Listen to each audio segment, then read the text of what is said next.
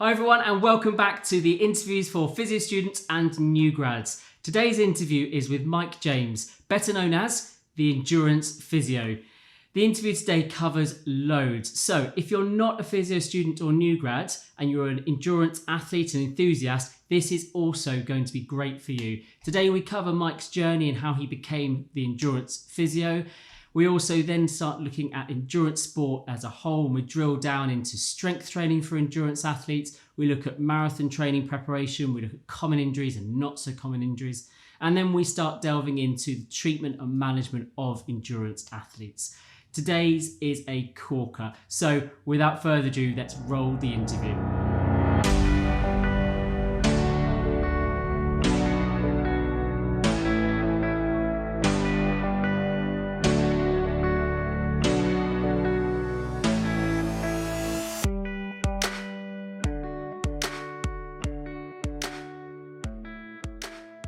Hi everyone and welcome back to the interviews for students and new grads. And today we're really pleased to be joined by none other than the endurance physio, Mike James.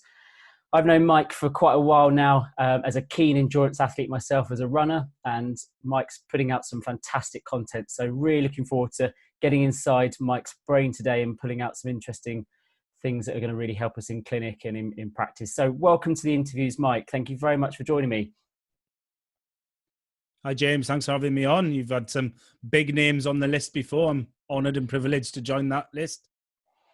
Well deserved. I think it's for a lot of students and new grads out there, but also just the general public. You've been putting out some really concise and helpful information that I think's helped an awful lot of fellow athletes as well as some of the students that I've kind of graduated with and now started to work with. So I think from everyone, I'd like to say thank you to you as well for putting out some just really, really useful content that's approachable and easy to get to grips with. So I thought, well, we're going to start today's interview with looking at you and your journey, because I think there's an awful lot of people that would be quite interested in where your career has started and taken you. So if you could take us through sort of in a reasonably succinct way, because you've done an awful lot, kind of where it started and what brought you to where you are now, Mike.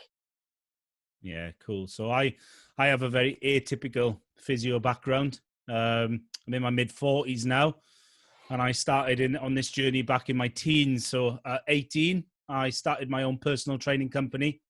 Did that for a couple of years back in South Wales. And in my early 20s, got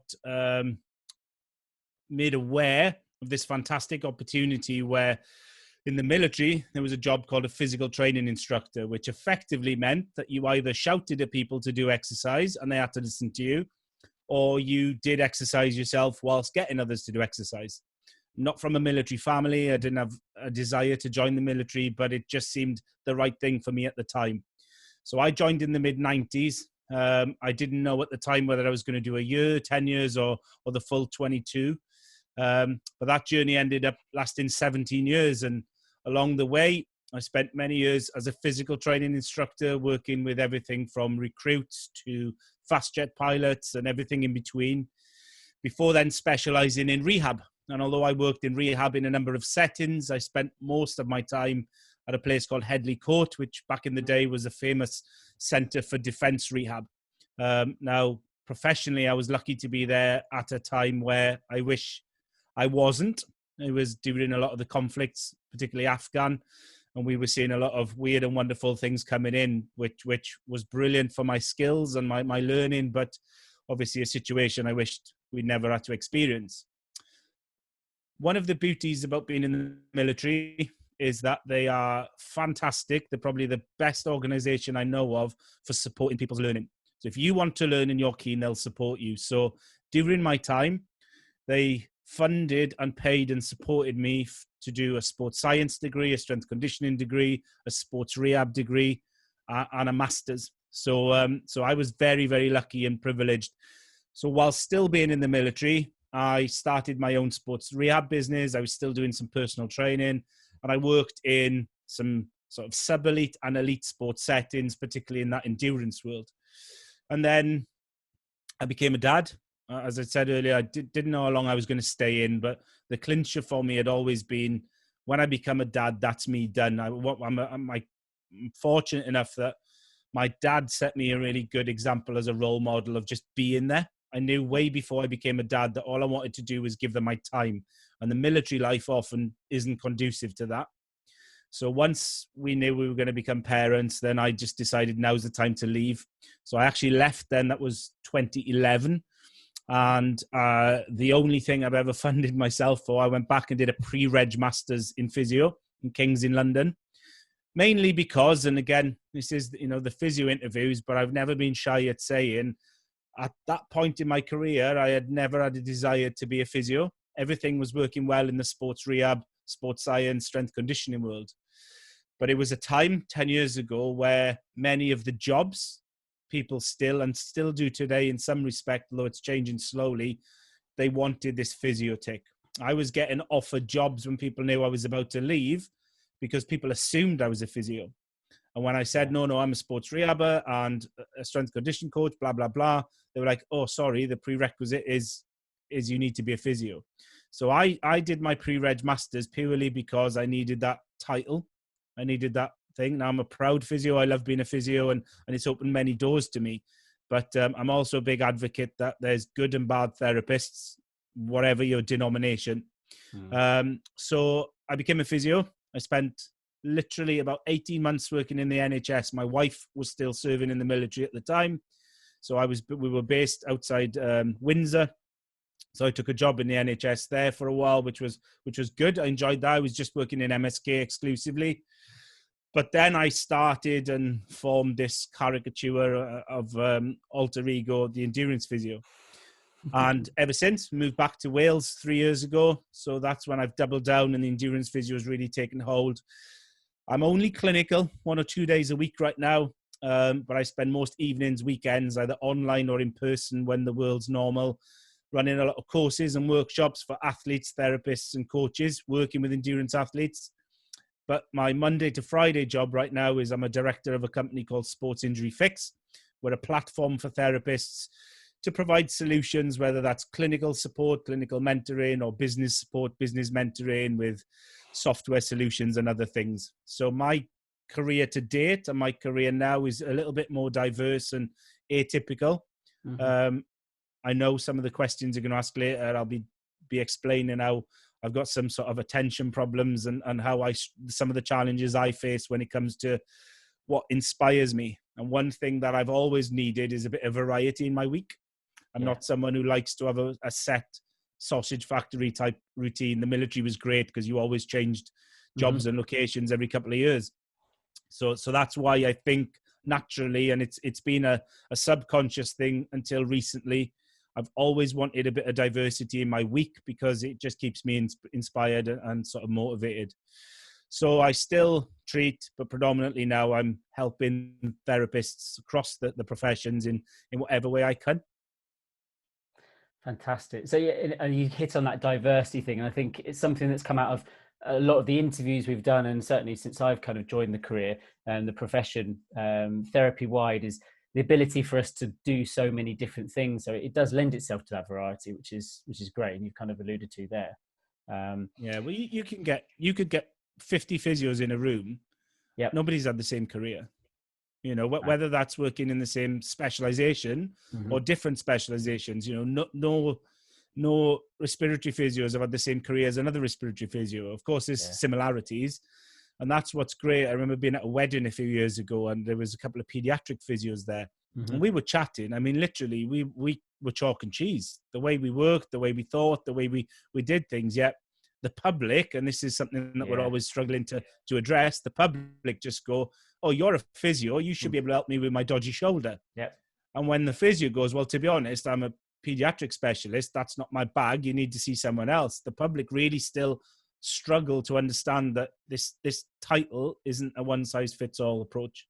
It always interests me that because it is one of those things, the kind of the blanket physiotherapist is MSK, and then even take MSK with the specialities with MSK, but there's the kind of thought of the public that we can treat any part of the body MSK wise. I always wonder whether doctors have the same sort of thing, that I'm sure they have the same thing whereby people are saying, oh, I've got this rash on my skin, but the doctor might be specializing in neurosurgery and hasn't got a clue about dermatology. So I'm sure the same thing happens, but it's an interesting one, and that diversity I think it's great. I think it makes the profession fantastic, and it's what I love probably most of all. And it's a great analogy there where you said about the docs, because I think something we should strive for more as physios is a good GP is the first tool they use often is onward referral to specializations. Yeah, definitely. So this isn't my bag. I think it might be X, but just to make sure it's not Y, I'm sending you to my colleague who specializes in this. Yeah. And I don't know whether it's a confidence that we think we sometimes know more than we do, or it's a lack of confidence in admitting this isn't my bag. But sometimes we're really bad at just going, do you know what? I aren't great at this area, but I know someone who is. And I'm going to refer you on to that, within physio referrals, we're very good at referring upwards or across to other professions. Yeah. But cross-referring to other physio professions is something I think we should be much better at, or more aware that we have the ability to do that. And confident with. Do you think, we've got loads to get through, and I've got to be careful not to go down a rabbit hole, but do you think part of that is in private practice, there's that fear of losing a paying patient? Yeah, it's absolutely that. We don't see... Traditionally, anyone who's in the same high street as you or the same town is a rival. It's someone competing for your business. And that's physio to physio or physio to another healthcare professional. Yeah. One thing I'm big on, and we try to do it within Sports Injury Fix, is actually you should be collaborating. They should all be part of that network, because, okay, there may be some people who don't reciprocate it back. But if I say, look, this isn't my specialty, but James down the road is expert at this, I'm going to send you to them, then the patients often get more confidence in, wow, this guy is happy to lose money for me to get the right treatment. So what's that going to do as an onward referral for you? How many people are they going to go back and say, because we know that most people just want someone they trust rather than the skill set. Yeah. So, I trust this guy's doing the best for me. So I definitely think don't be scared to reach out to that local therapist and say, because end of the day, if you get in touch with them and you say, look, I'm down the road or I'm in the next town or wherever, maybe we can collaborate, do some referrals back and forth, maybe do some CPD or some learning together. Definitely. If they say yes, then that's a win-win. If they say no, it just tells you more about them than you. Yeah, definitely. And you've then learned, you've not wasted your time in any shape or form. You've learned who the good and bad people are around you and who you should try to forge deeper relationships with. 100%. Yeah. I think it's probably a topic for a whole nother interview, this. And it's something I strongly believe in, that kind of local MDT, I think of it almost like everyone working together for the one person, and that's our patients. And it comes back and it benefits us as therapists being able to do that. So more importantly, let's move on to some of the things that I think are going to really help some of the people watching this. And that's some of the challenges that you faced as a student and as you started your journey in physio or kind of in this profession itself, Mike. Yeah, definitely. Great question. And I think the first one was a really easy answer for me. So learning is something I've always loved, always been passionate about. And if I'm honest, I found it relatively easy. But there's a big caveat on that. It's easy when I'm passionate about it. Yeah. When I'm not passionate about learning, the hardest thing for me is to focus and apply myself to those things that either aren't directly beneficial to me there and then, or are those stepping stones. And my pre-reg masters is a fantastic example. I was all the rotations, all the placements, there was so many of them because of my background. As I said, I was coming into it where I knew exactly where I wanted to go here. There was never a secret with me. I mentioned it in my application interview, as soon as I can, I'm jumping back into MSK and I'm staying there forever. So learning some of the other aspects and the other modules, although it was interesting in some ways because it was exposure to things I didn't know, a challenge for me, and I know many therapists probably the same, is finding ways to apply myself to the areas that almost lack the passion and interest of my main aim. And then I guess for everyone else, it's just time. Time has always been my challenge. When I was in the military, balancing work and study was always, I'm quite glad that I learned when I was a bit older. I did my first degree in my mid-20s and everything else was in my late 20s, 30s. I'll hold my hands up and say that if I did the traditional go to uni at 18 route, I would not have applied myself because there'd have been too many distractions for me. That's just my persona, my personality. So learning later in life, being a bit more grown up, was the best thing that ever happened to me. Then as a dad, now trying to study and learn and work, and I'm probably busier now than I've ever been when I should be trying to find time back for the kids. So it's that whole sort of trying to find the work-life balance is a challenge, but it's a challenge I'm always wanting to be better at. As far as new grads, and I think this was something thankfully didn't affect me so much, but I've worked with tons during the NHS and since. I think it's that feeling pressured into knowing what you want to do is very hard. People are almost asked straight away, well, what do you want to end up doing? Well, how are you supposed to know as a new grad? Now, as I say, I was atypical and many are, and they know what they want to do straight away. But my big advice to most new grads on those type of challenges is you just don't need to rush this. You and I are in a similar boat, that we came from a different background at a different age. So I would imagine, and correct me if I'm wrong, but I would guess that you almost have more impetus in where you want to go with your career than a fellow new grad who's a different generation to you now. And that's fine, because that's where we are in life. We think different. But for a new grad of a traditional age, and just try everything, see what you like, see what you don't like. I think sometimes finding out, if you're not sure directly what you want to do, it's finding out the things you don't want to do. Often reveals the things that you do want to do. And plenty of the people who studied with me, things that they never thought they'd want to do, but they tried it to see if that was the case. They ended up falling in love with it. And now they work in areas of physio that they never thought they'd end up in, because it just opened doors for them. And I guess the other challenge for me as a new grad was being confident enough that you've got a voice that you could use. Social media is amazing. I love it. I'm always on it. But you see so many conversations where I always feel in the background are probably a ton of new grads or students with a really valuable experience or a valuable point to share, but don't have the confidence because of the challenge of being challenged by someone in a seemingly higher position with more experience and knowledge. So it was a challenge for me because I was still a band 5 physio, but I had this 18, 20 years of background within the industry where I'm thinking, well, if I say something now, is someone going to go, oh, shut up, you're just a new grad physio? There's the really good example out there now is Reese Perrott. Reese is a mature student. He's an S&C coach. He's got tons of valuable stuff, really someone worth following. I love listening to his opinions and stuff. But you see him sometimes, and I'm sure I've seen it in one thread somewhere, where someone made a really shitty dig about Reese's sort of, oh, he's just a student, or he's, blah, blah, blah. And you're like, that is such a challenge for so many people when life experiences, previous work experiences absolutely mean that every student or new grad has a voice. And it was a challenge for me to be able to find the confidence in putting that voice across. Now I don't shut up, which is made me go too far the other way sometimes. But they were probably my biggest ones. Oh yeah, you covered loads there. And I think loads that I'd agree with in many ways. I think for me, actually, coming into it later on, I love the degree, and it actually opened up the world of physio in terms of it's not just MSK. And actually that's kind of caused a problem for me in terms of I now know I have no idea what I want to do with it. No idea at all.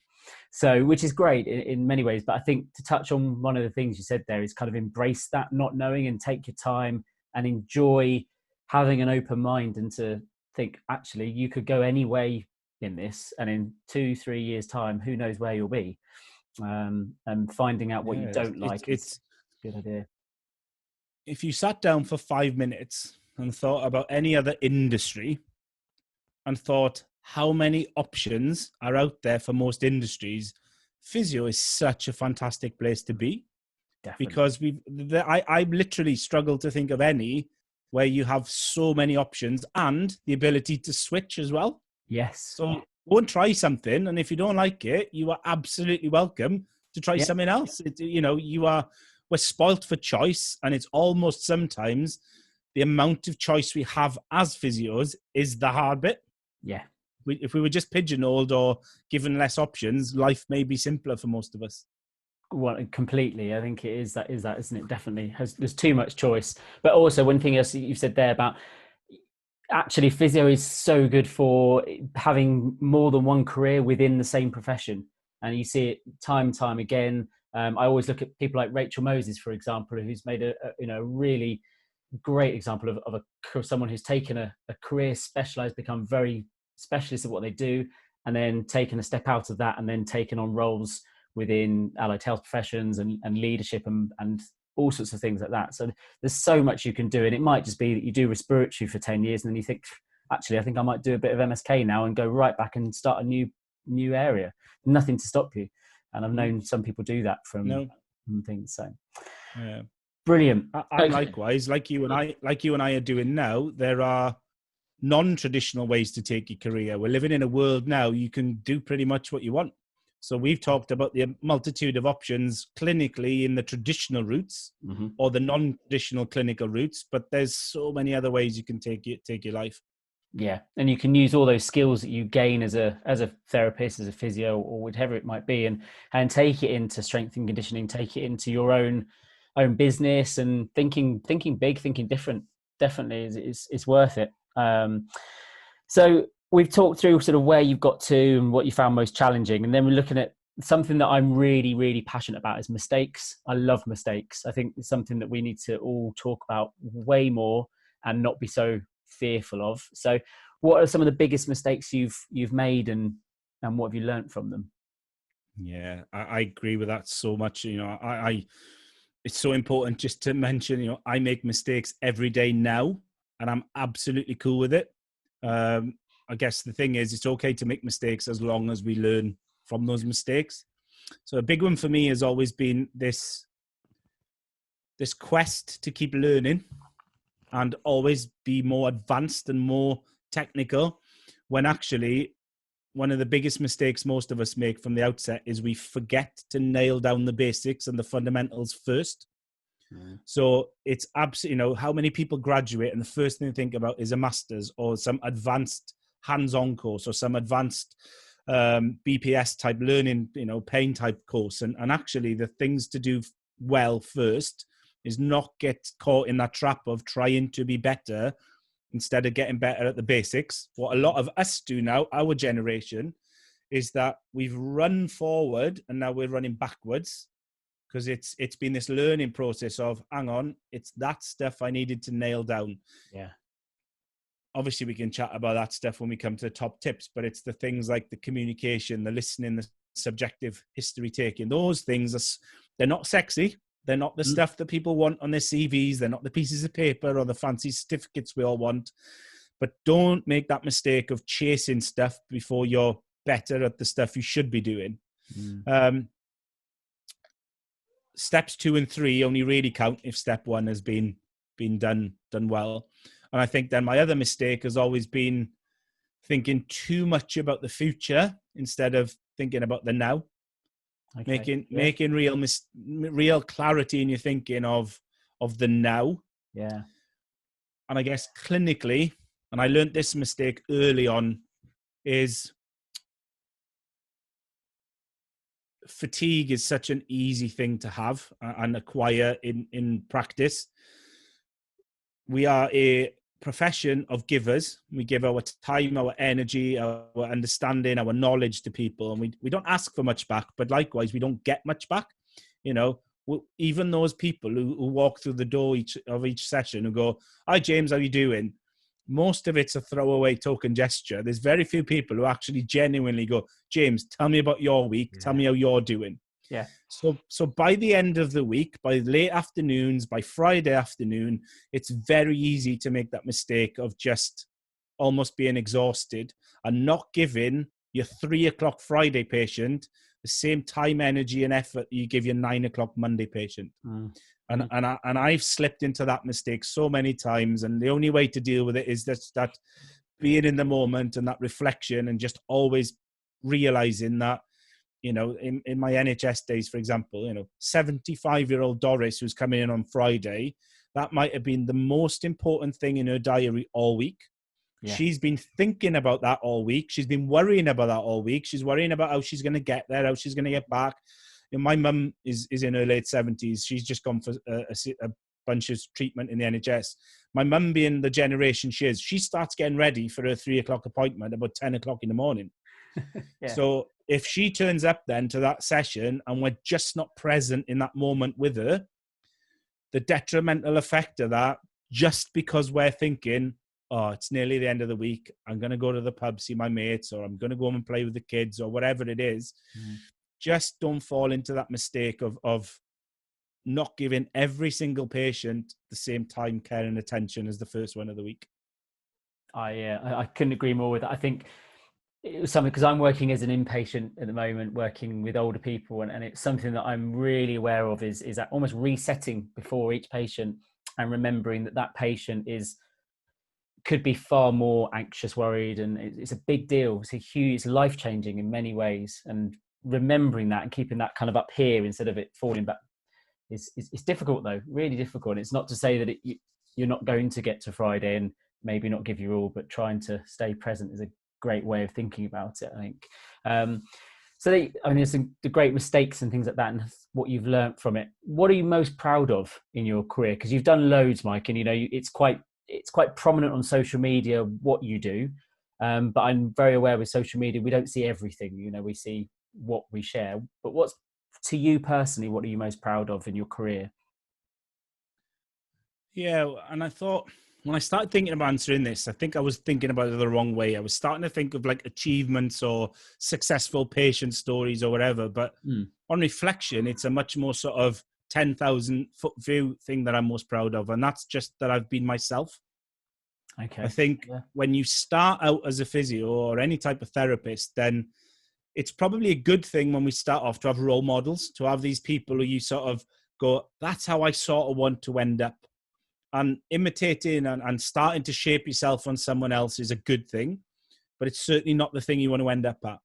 So having the confidence to change careers, having the confidence to chase the things I wanted to, having the confidence to start the endurance physio, to join Sports Injury Fix, to push the content out that I do now, which is what I want to push out the way I want to, and not just try to follow others, copy others, or not be myself, is probably the thing. And as a dad, you know, that's one of the things I say to my kids all the time, you know, don't care how good or bad you are or whatever, I just want you to be you and do the stuff you want to and be the best you can be. And I'm probably the most proud that I'm doing that and setting that example in person to them.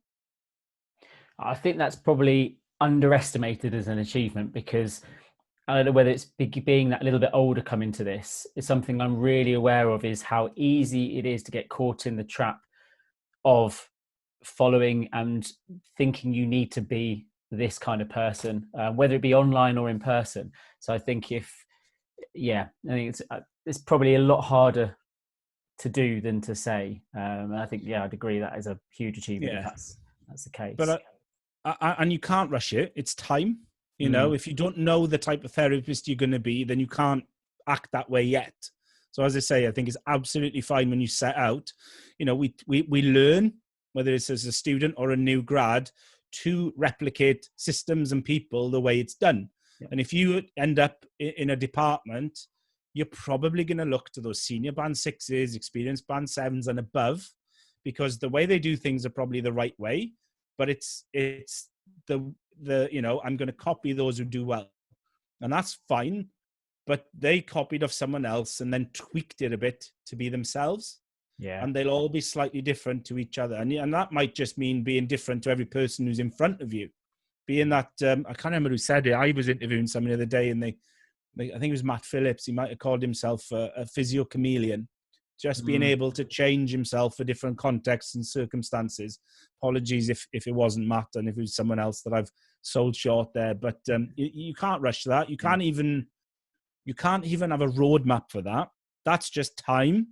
But what you can do is be aware of not feeling pressured to be different or be different to someone else's approach and think that that's wrong because they're right. That's the thing the new grads and the students need to appreciate, is everybody will practice as a variation on a theme. Yeah, it reminds me of something that actually one of my educators when I was on an MSK placement said to me, and it comes back to what you've already said about the basics and that we're going to talk about later. You know, it's get your basics right and use people with more experience around you to really nail those down. And then on top of that, you'll then create your own way of doing things based on research you read, other people you see as many physios doing different ways. And that's how you'll then create your own way of doing things. But I think that's brilliant. But going back to the kind of way you've said there, looking right down is you've been yourself. And I think it's something that to strive for, but not to rush, like you said. So I think this is a really good one. But it's something that as new grads, it's not going to happen straight away. That's for sure. So that's really good. And just something else I want to touch on, Mike, actually, because obviously the endurance physio. So for those of you who don't know you, just touch a little bit on where that's come from, because endurance sport is obviously something that's led you to this point. So what's your history there? Yeah. So I'm an unashamedly failed footballer. I grew up very much against the grain in a rugby part of South Wales where I just desperate to be a footballer. And I was doing okay. I got some schoolboy caps. I had a sort of YTS contract back in the day. It's the academies now with a football team. And then I gambled and I tried to get in the Premier League. And pretty soon I got found out. And when I look back on my relative success in football, it was based off my fitness. I was just fitter than everyone else. And as games got prolonged and to the latter stages of the games, I was the one who was still going. Now, obviously, the higher up the echelons you go, either they're that talented they don't need to run as much, or they can run as much as you, but they're more talented. Yeah. And it was basically in my early teens, I just found running. I was playing 2 games of football a day and going for a run on a Saturday night. I was rock and roll. I was the life and soul of any party, me.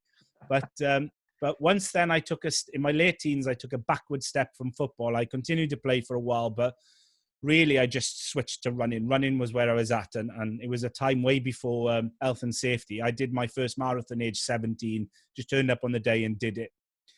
The military is massive on endurance. So then I just followed it through. So over the last 20 years, it's been a couple of 100 marathons and ultra marathons, got mad into the triathlon world, ended up with an international vest in the long course stuff, 20 odd Ironman, double Ironman, triple Ironmans from the channel a few times, and some relays and stuff like that. So very much my physical background has been laced with endurance. So you naturally find yourself then being asked to treat people in these. Mm. So it was all of a sudden, we're taking a swim squad for an open water week's training in Gibraltar. Can you come along as the therapist? Yeah, of course I will. Then I'm training and doing it. So ultimately it was probably always going to end up colliding that my personal endurance sports background was going to marry my professional background, because I just understood the sport and the people. That they can be a nightmare population to work with, but I have that probably appreciation and understanding of them, because I'm a nightmare myself sometimes when I'm from an athletic point of view.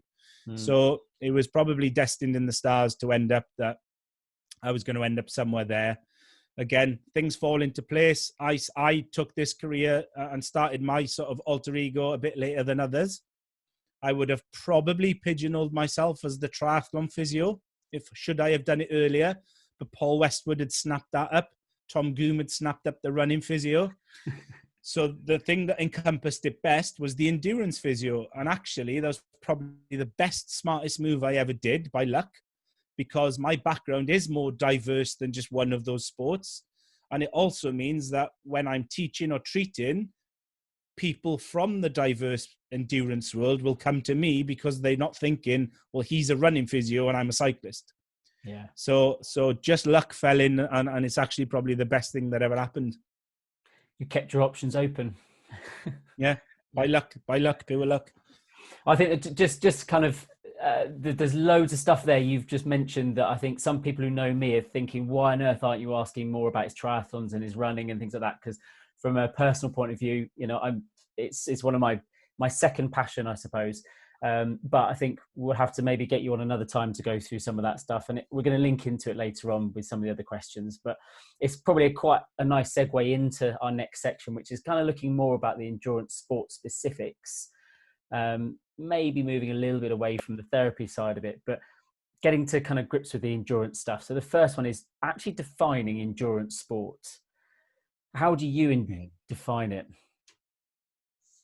Yeah, so I this is a tough question in the fact there's so many different interpretations of it. Now, the dictionary definition, I've scribbled this down. The dictionary definition of an endurance athlete is a sports activity by an individual, i.e. non-team, where athletes use key muscles at submaximal intensity for prolonged periods of time, which sounds as dated as it probably is. But that is important because that's a lot of therapists and public's perceptions of it. It's this low intensity, prolonged activity that we do for ourselves. And I would imagine that potentially when I started, you know, back in the 90s doing this stuff, it probably was accurate. People went for long runs or long bike rides, and that's what we interpreted as an endurance athlete. Now it's much more diverse, you know, the higher echelons of performance, these guys are far from submaximal and they're far from individual in some of the things they do. So we have to expand that definition. You will, you know, could you call a footballer, a hockey player, a CrossFitter an endurance sport? Probably.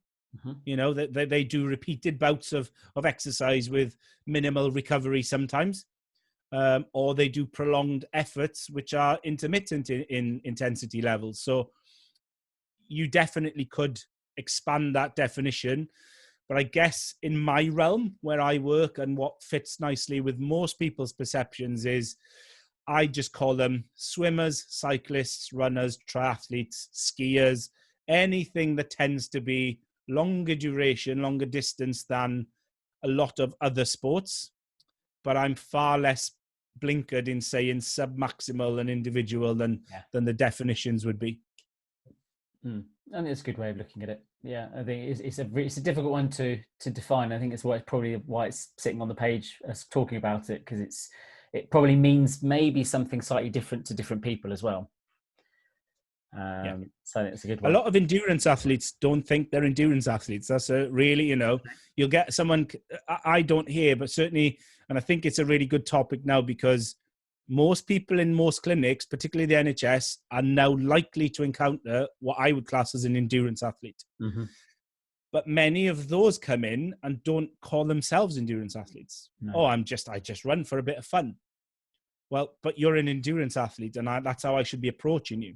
Yeah. Or you'll see a lot of therapists going, well, the stuff you talk about isn't relevant to me because I don't treat endurance athletes. Well, you probably do, but you might not realize that they would fall as an endurance athlete. Yeah, 100%.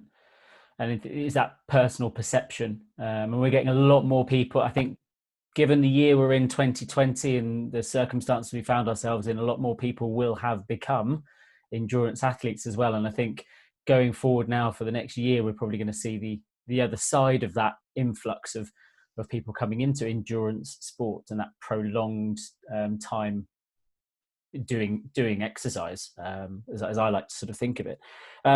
So that kind of look at that, and something else which is I think is a big perception within the public of those doing endurance sport, and that is the importance of strength.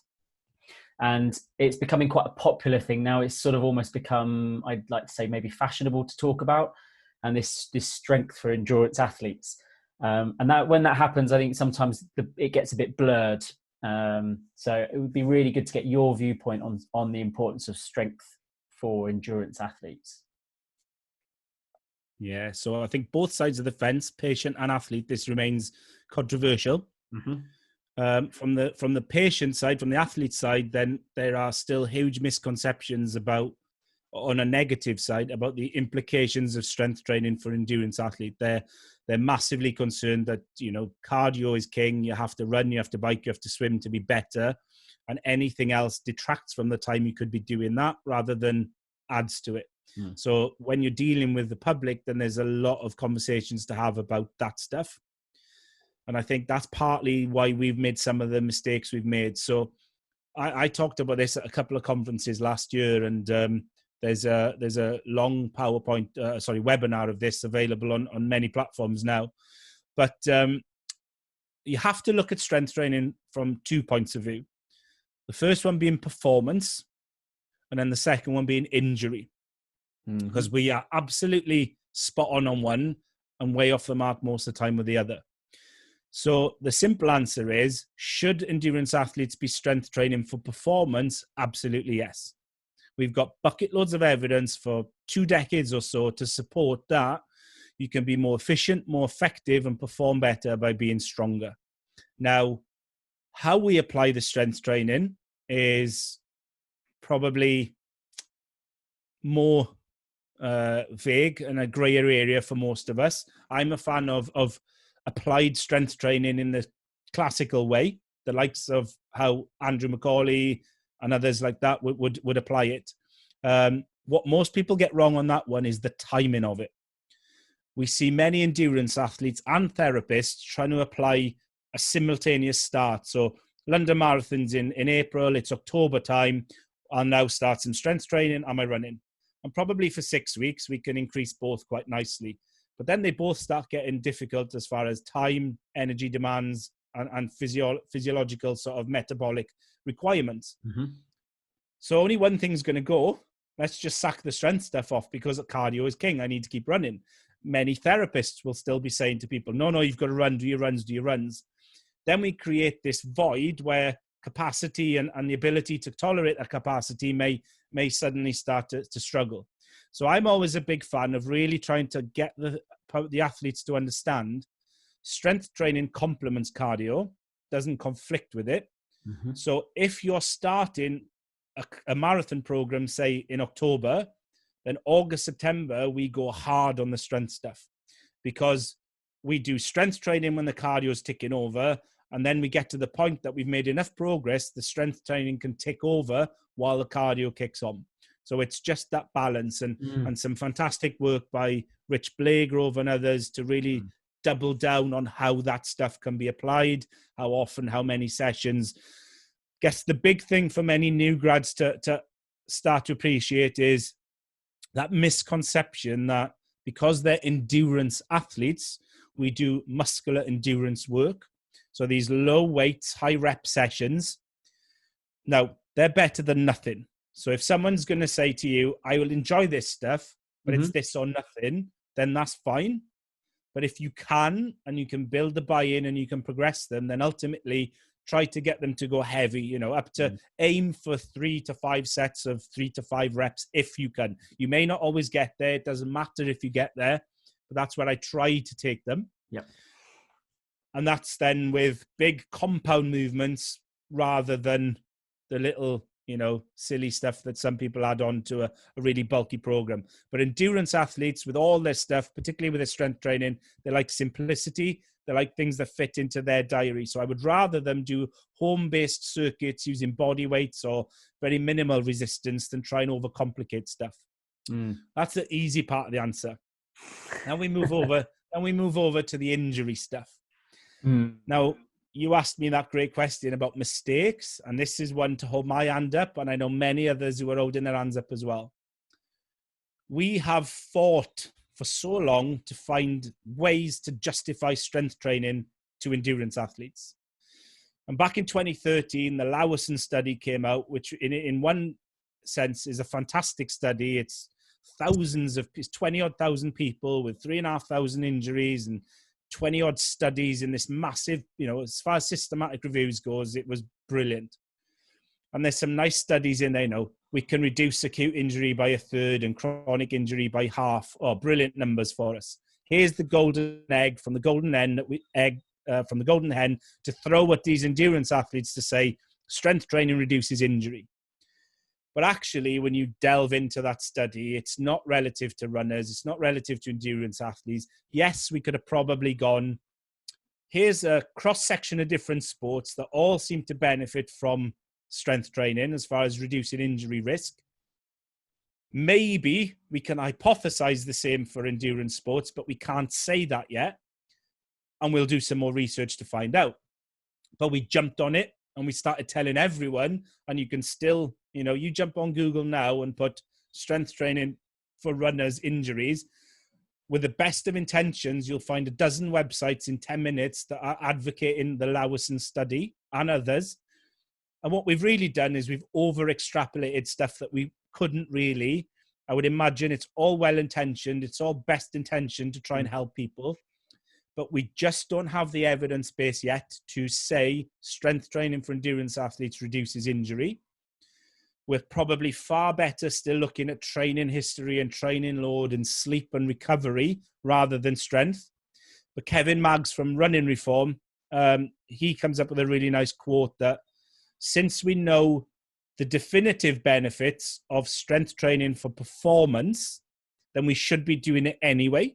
Mm-hmm. Therefore, any advantage it gives us from injury prevention is just the icing on the cake. Yeah, like a bonus. Yeah.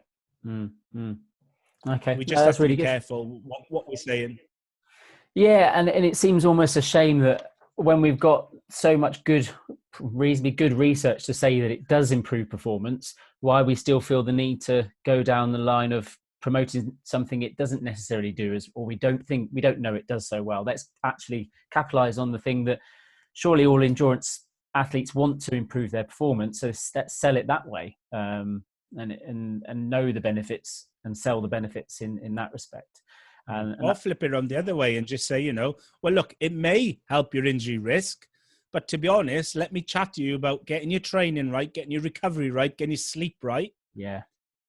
And then maybe we'll add some strength work in. But every endurance athlete, bar none, you and I will both be nodding when I say this, we're strapped for time. Mm-hmm. And we try to get as much bang for our buck in the time we've got available.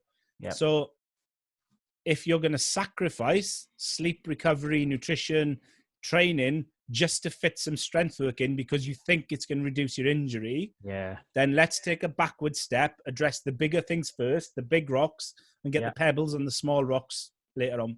100%. I think I've seen some pyramids. Can't remember who it was done by, some of these hierarchical pyramids of what's important, your foundations of training.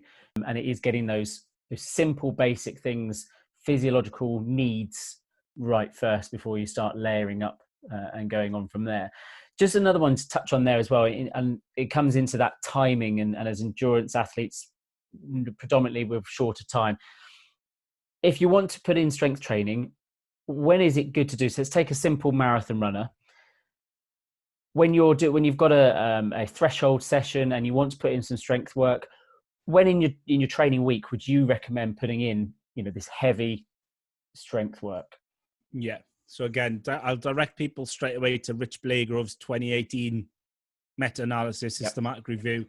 And they sort of do advocate, 2 to 3 times a week, once a week during heavy training. So that's the key thing, is factoring it in and around what you're doing. But they then give some guidelines about, within 3 to 4 hours before, after hard. So whichever one comes first, try to factor the other one. So if you're planning a hard run, and it probably makes sense not to have done hard strength work within 12 hours, 4 to 12 hours of that. Or likewise, if you've done heavy strength work, giving yourself an appropriate day or two before hard cardio stuff. Now, that doesn't mean you can't mix other sessions in and around it. And likewise, it's that adaptability. So if I've got an endurance athlete and he says to me, look, I have to do them on the same day because that's all I've got. Okay, what's the most time you can spread between them?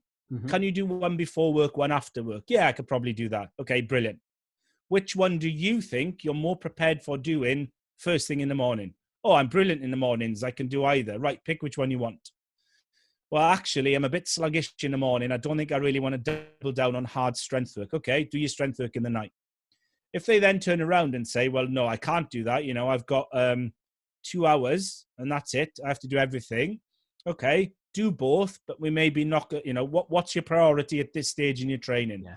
Well, strength. Okay, get your strength work done and fit whatever cardio in around it, or vice versa. So you have to just N equals 1. You have to factor in the life and commitments of the athlete in front of you. But as I say, Rich and his team have got guidelines out there where they advocate specific timescales. But again, even they say as much as is real and sort of practicable for most people. And it also fits in what you said there. If you apply that preparation of hard, good, solid strength training before you then start ramping up your potentially your marathon training, you're then ticking over. That's going to be a lot easier to fit in with everything else if you're ticking over rather than trying to catch up with that strength. When all my athletes are in their heavy cardio phases, they're training strength once a week. Yeah. And then that once a week is either on an easy recovery day from the cardio or a rest day, or whenever, it literally sometimes floats around as a whichever day this week you feel you can get the most out of that, that's when you fit it in. As long as it's not day 7 of this week and then you're doing day 1 of the next week and sticking back to back, give them the freedom of here's your session for you to fit in when you want. Yeah, definitely. You say freedom to be able to move it around, especially when people have got families and busy lifestyles and their weeks do change, all the way through. So leading on from that, so we looked at now the key foundations of preparing for a marathon training plan. So we've kind of said one of them there already. Any other key principles that you would have for someone who's about to start marathon training? Yeah. So the first thing is to be what I like to call realistically ambitious. Most people can prepare for any race within any time scale, but some of them are just not realistic. I've had people come to me, never run past a 5K, and they want to do a marathon in 6 weeks. Well, I can get you there, but we've just increased the risk for everything and made it much less fun and much harder for you. So having that tough conversation with some people and saying, look, is it realistically ambitious? And likewise, that works both ways. You see some people go in, I've done a half marathon. I want to do a marathon and I give myself 2 years to get there. Well, my first question is, why do you need to wait that long? Why do you think, what's the psychology behind you needing that long? So having a good, firm conversation with someone about where they are now, where they need to get to, and what that journey in the middle is the first thing. That determines this program. So I'm always a big fan that the program for any marathon should be an end goal that's written in pen and everything else in the middle is written in pencil, because you'll need to be adaptable, you need to be flexible with it. Secondly, and this is the biggest take home for any endurance program, consistency trumps everything else. Yeah. Getting consistent training in whatever way that looks for that athlete. It might be 2 times a week, it might be 4 times a week. That is more important over that period of time, whether it's a 10, 12, 16, 20 week program. Being consistent through that training is more important than peaks and troughs. You'll see people who, they're brilliant for 6 weeks, then they don't train for 2 weeks, or it's really mixed and really sort of up and down for a couple of weeks. Just being consistent, which is then again that conversation at the start, how many sessions do you think you can do a week? 5. Okay, realistically, knowing your body, knowing what your family commitments are, your work commitments are, how much do you think you can train? I've worked with people who work on oil rigs.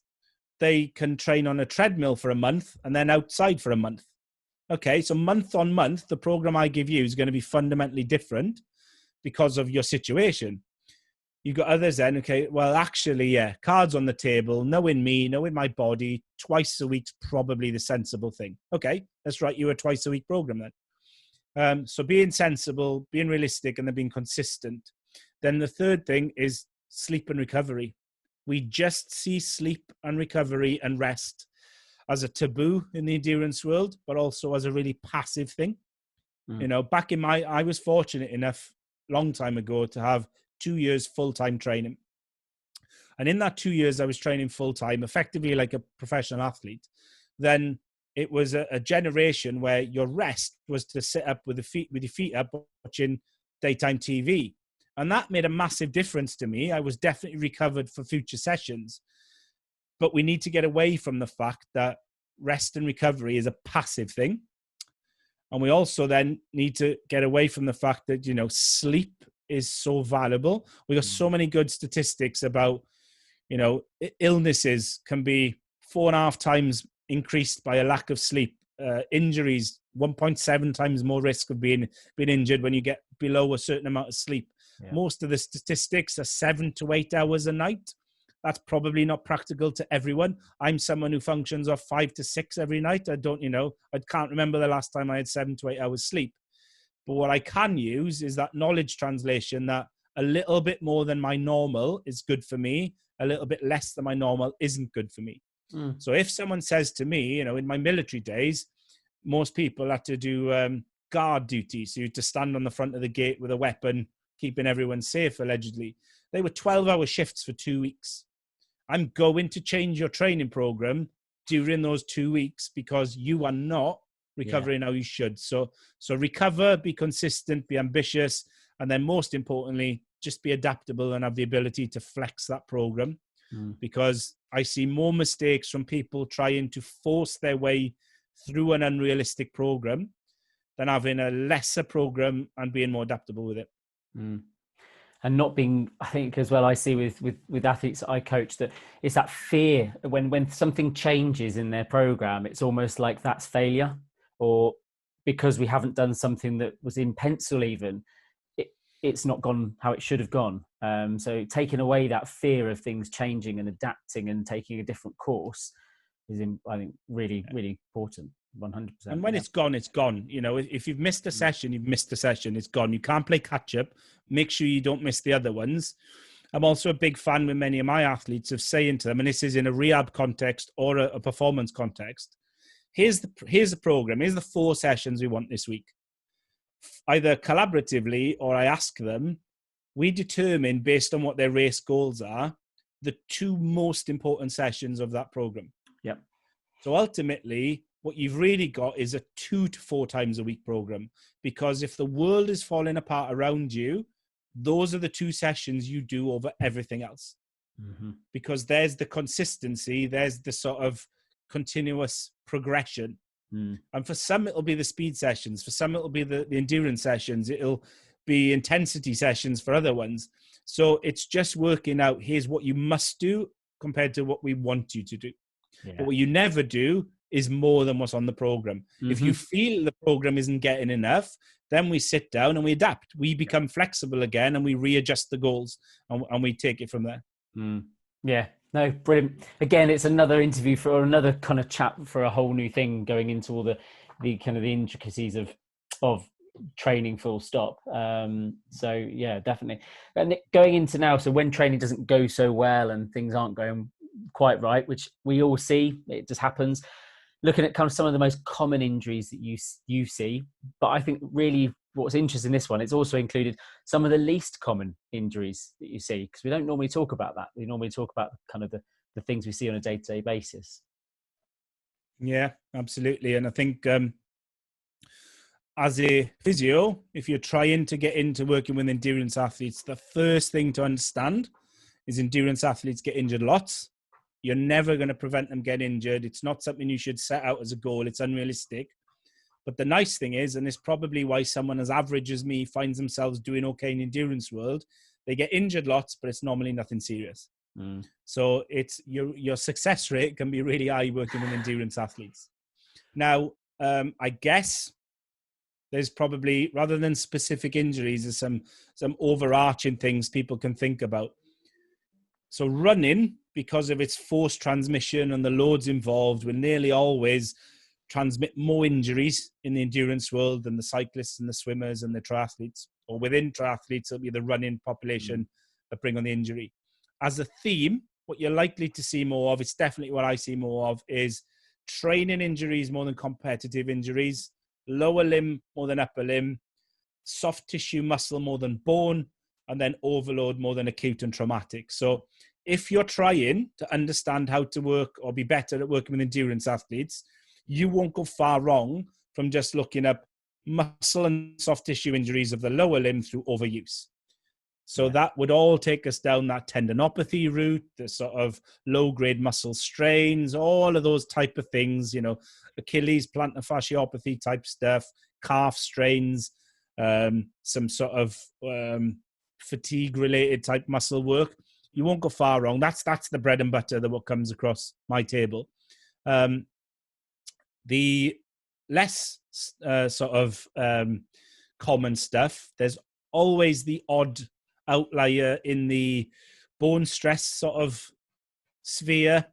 I've seen some, not many, but you'll get some with the sort of overtraining, chronic fatigue, GBS type stuff, which they're few and far between. Don't go off and sort of try to be a specialist in that, but you'll get some who come back from tough stuff, systemic stuff to come back from.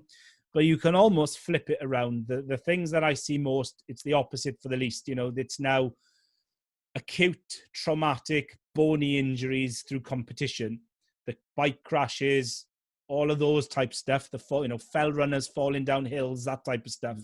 So your clavicular fractures, your upper limb fractures, your stuff like that, where people fall, trip, slip, bang themselves, coupled with a few more of those bone stress type stuff, and things like osteitis pubis and some really silly, weird stuff, some high hamstring ruptures, and just not bizarre, weird, wonderful injuries, but just stuff that you tend not to see as much as the chronic-y overuse type stuff. Mm-hmm. Leading on from that one, just kind of a bit more on that. What sort of things do you most like treating? What do you sort of enjoy treating the most in endurance athletes? Is there something that kind of you think you can really get your teeth into, and you think? Yeah, I think through just that experience, I'm always a big fan of anything soft tissue below the knee. I love the calf type issues, love the Achilles, love the plantar fascia stuff. Mainly because, and again, I hate criticizing others, but as an industry, I just see them treated so badly. We're either giving such outdated info, or we're not giving the current stuff. I get a lot of success from two things. One, people, because the way I practice, I'm fortunate enough to be in a position that I almost select my patients. Get plenty of people wanting to see me, and I get to choose who I see. So I guess my success rate is biased in if someone's setting off alarm bells for me, I steer clear. But a lot of people who come to see me, they've seen other people first. Yeah. And they've either not been treated well, they've been given loads of passive interventions, not really chatted about their recovery and their training and other stuff, or they're just not given, the right sort of loading programs and the right sort of activity modification. So one or two things happen for me. I just get decent success because others have not given them the right stuff, or they weren't ready to listen to the right stuff from other therapists. Yeah. So by the time they end up on my door 3, 6, 9 months later, they're so threaders at being injured in something that could have taken 12 weeks to get fixed. They're just finally ready to listen. Because I tend to, of course, I do other treatments, and I do some hands-on, I do some passive treatments with stuff, but I'm very, it's probably 10% of my practice these days. Most of my practice is almost consultation type stuff or second opinion type stuff. So I very rarely have to engage with someone wanting treatment off me these days. It's more, give me your advice on what I should be doing. This is what I've done or haven't done. What do you think type stuff. So I get a lot of success, and I enjoy that then. I enjoy the education side of it. Yeah. Okay, what have you been told so far? Well, it's X, Y, or Z. Okay, let me clarify some stuff about that. Let me break down some myths about that. I never, ever, on my kids' lives, would never go on there going, right, they were rubbish, that's wrong, you shouldn't be told that. It's always worded in a, okay, cool, you're asking, you're telling me you want more treatment X or treatment Y. But listen, you've told me you've had loads of that and you've not got better yet. How about we have a little chat about Z? Let's explore something else and say, oh yeah, okay, I haven't thought of it like that. So it's just refocusing someone's knowledge or approach to something in that lower limb is where I really, really sort of enjoy it. When I'm teaching, when I'm doing any webinars, any online stuff, it's the knowledge transfer of, and again, it's the stuff I put out on my social media. It's a lot of the myths and misconceptions or lack of understanding on some things. It's just making that simple and clear to people, whether it's athletes or therapists, of where we're at right now. I'm not a researcher. I'm not an academic. I don't want to go off and find out those answers, but I seem to be okay at taking that knowledge from others that they've done such sterling work on and making it a bit more understandable to people. Yeah. So that's the sweet spot that I really enjoy within that sort of knee down area. An important one you've kind of touched on there as well is to get that across to patients who have had other treatments that haven't gone so well. It's not about damning what they've had before, because from experience, that doesn't work and people switch off.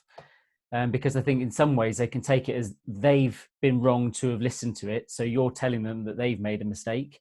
So coming about it in a more constructive and proactive way, taking them forwards with their understanding rather than telling them everything before has been a load of rubbish. I think that's really quite key as well. Yeah. And we do it in our industry, which is really wrong. Yeah. How many people walk into Tesco's and the person on the counter goes, "Oh, Sainsbury's is rubbish." It doesn't happen. People don't do it. But we are, and I don't know whether it's a self-confidence thing, whether it's I'm trying to build credibility by knocking down others. I don't know what it is with a lot of people, but it gains nothing. You're just going to push people away. And like we've mentioned at the start, we all make mistakes. So for everyone that I might diss and sort of speak badly of, someone can probably do it back to me if they wanted to. We all learn, we all evolve, we all have good days, bad days. So, and ultimately, if I'm seeing someone, this is probably the key thing. If I'm seeing someone today and they've had 3 months of treatment from someone else, whatever my opinions are on that treatment, 3 months ago, there's a fundamentally different reason why that therapist thought that was the treatment approach that was needed. Yep. And they might have been right and I might have been wrong. Yeah. Now, there's a second question of, should they have changed that treatment approach? Probably, absolutely. That's worth discussing. But, it's not my place. You've come to me today because you need my help to move forward. If you ask me, and it can get awkward, someone can just say, especially if you build a rapport up with someone, then they go, was I wasting my time doing that? Or should they have been giving me something else? Then, I have had conversations with people when I know them well enough to say, yeah, maybe that wouldn't have been my approach. Maybe, I don't know why they did that, but it probably wouldn't have been what the evidence suggests. But I would never go, yeah, they're crap. You shouldn't have, they've just tried to take your money sort of thing, because that's just wrong. No need to do that. No, I don't think it'll ever really come or look well on you by doing that. So I think it's quite important. This leads us really nicely now. So we're now just going to go on to a topic, and these are very fluid, but on the treatment and management of endurance athletes. And one of the key things I wanted to kind of get to the bottom of this one, we start off with the importance of understanding your patient group, which I think is really important. But from your point of view, how important do you think your experience as an endurance athlete is in your ability to treat endurance athletes? So for me, for treatment, but also as my business, it's been vital. I always say this is the irony of our industry that, 3 years ago, I had a clinic, so to speak. I work out of my converted garage now, but I had a clinic, and on one side of the wall was my GB age group vest, and on the other wall was, 15 years effectively and hundreds of thousands of pounds of learning all put up in my certificates. And 99% of athletes would walk in, they'd look at my academic walls, then they'd turn and see the vest and they go, "Oh, you must know what you're on about." Now, literally, if someone jumps on if you jump on eBay today, you can buy a GB vest. You can buy Ironman finisher medals. You can make this stuff up if you want. But the psyche of the athlete straight away was, you must know what you're doing more than someone else, which is categorically wrong. But it's an important thing. It certainly helps me get buy-in from them to listen to the clinical stuff I'm saying. Yeah. But do you need to be an expert or a specialist in a certain sport? Absolutely not. What you do need is a good, sound, basic understanding of a sport. At Sports Injury Fix, over the last few years, when we've been working at expos and conferences, we've interviewed thousands of members of the public across tens of ranges of different sports. And we used to ask them, what's the number one thing you look for when you're searching for a therapist? And regardless of the sport, but really heavily in the running world, they categorically say a therapist who understands the sport. Now, I've worked with someone, I had a patient a couple of years ago who was in the GB Ultimate Frisbee squad. Didn't even know it was a sport, to be honest. So what do I do between sessions? I jump on the internet and I learn a bit about Ultimate Frisbee. And I watch a couple of YouTube clips and I go, okay, there's the movement demands, energy demands, movement patterns of that sport. I don't need to suddenly become an elite Frisbee thrower to work out how to work with that. I learn a bit of the lingo of the sport. I never try to bullshit. I never try to pretend I know more than I do, because you'll get found out straight away. Mm-hmm. But understanding someone's sport or occupation or whatever facet of physio we're talking about, that's the most important thing. If you've got the icing on the cake of saying, been there, done it, got the t-shirt, it's only going to ever help. I know lots of anecdotal stories of, really experienced, really clever, good physios who back in the day went for jobs with sort of Premier League football teams and lost out to the ex-pro who had just graduated. And that was all based on the players will have more respect and listen to him because he's been there and done it. He may grow into his skin as a therapist and be good, but he's not on the level of some therapists. He won't be able to offer what other therapists will. But sports people are a little bit strange in that demand. So learn about endurance sports, be a runner, but then run it. For the majority of people, they're recreational athletes. So if you're a recreational runner, then you know better than being an ex-GB runner. And advertise the fact, put on your website or whatever that, look, I'm Sarah, I run, I do park runs, I love to go for runs with my kids, running my dogs, and I've been injured as well. So I understand what you guys need. You don't need to put on, I'm Sarah, I've run a sub-20 park run and I'm an ex-GB Olympic athlete. Great if you are, but doesn't matter if you're not. You just need to understand what these guys are going through. I think that's quite important. So you don't need to kind of aim to be anything extraordinary other than just someone whose people can relate to, but understanding their sport. And I think that's one of the key things. It doesn't take long to understand someone's sport, particularly, I mean, say if you've got a swimmer and you don't understand swimming that much, there's nothing to stop you asking the patient to demonstrate that movement. So what is that movement when you do that, and talk through and get them to talk to you about their sports, because then that shows an interest surely as well. Yeah. And again, the resources have never been more readily available. Yeah. So you jump on YouTube or Google and just put, demands of swimming. You'll get tons of really good research out there that just shows you, what things. You'll probably find physios who work with swimmers posting videos about the 5 most common injuries and stuff and how to fix them. Or likewise, and this is something, again, I really encourage, I hate that population of therapists that won't help other therapists out. When I was a student, when I studied when I was younger, I wish the internet had been there and I could have sent someone a tweet or a message or someone asking their opinion on stuff. Whoever wrote research or did popular stuff in magazines, you almost couldn't contact them. But, I'm a big fan now. If any new grad says, sends me a message completely out of the blue and says, Mike, I've just got this runner, cyclist, triathlete in, can I ask your opinion? I will always give them my opinion on it and try and help them, because I wish I'd had that when I was in that position. So don't feel you can't. I know Tom Goomes is brilliant at it as well. Andrew McCauley's brilliant at it. All these people, just reach out to them and just say, can I have a little bit of your time to ask your opinion? Yeah. I guess the key thing with that is they are people, they are busy. So if they don't reply immediately, don't start hassling them 20 minutes later. Me being military and my age, when you just reach out to someone and say, all right, mate, when you haven't introduced yourself, or just go straight into the clinical question without sort of going, hi, Mike, can I ask you a quick question sort of thing. It sounds pedantic, but it is stuff that will drop you down the reply order from some of the others who don't.